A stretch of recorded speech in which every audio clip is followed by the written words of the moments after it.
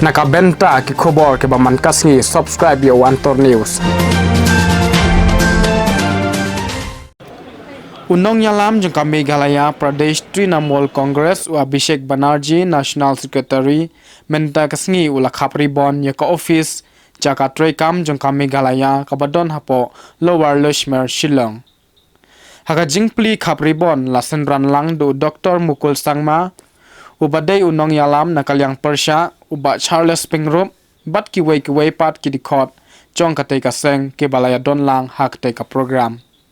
Hadin ka jingpli ya ka office jong katay kaseng lapin ya ka jingyalang pajba hasusu tham auditorium ya ka balapen ya dakitay kinong yalam. Ya AICTC National General Secretary Abhishek Banerjee lasen ran da AICTC Meghalaya State President ba Charles Pingrup.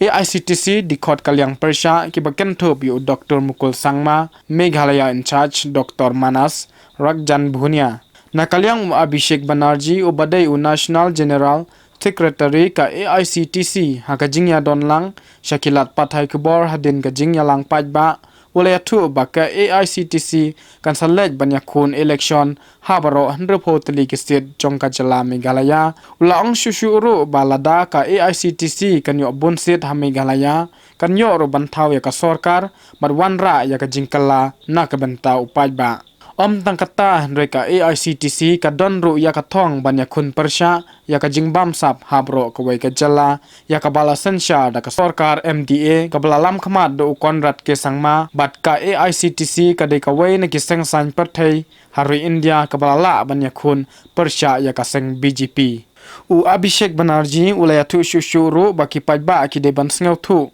ba ka seng AICTC kamlong kum ki wai ki seng ki badon jing synshar haki wai ki jala banlong ka jingthmu jongki henrei ka AICTC kan sngap kan yakhun ya ki bayade bat ka jingdon kam katkum ka jinglong jingman jong ka jala kum haka jala Meghalaya. So Trinamool Congress today has launched a membership drive. We are asking everyone to call it 96877 and associate with yourself with the Trinamool Congress.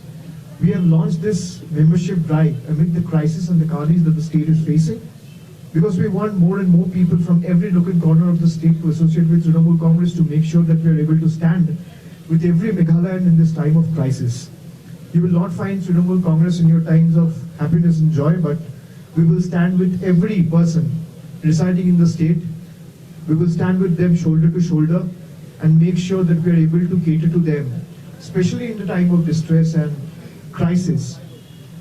And proper relief materials are reaching them time to time, and our workers are being actively able to associate themselves to stand by them shoulder to shoulder in this need of crisis. Opposition will do their work. Congress was started in Maharashtra. Is Congress a Marathi party?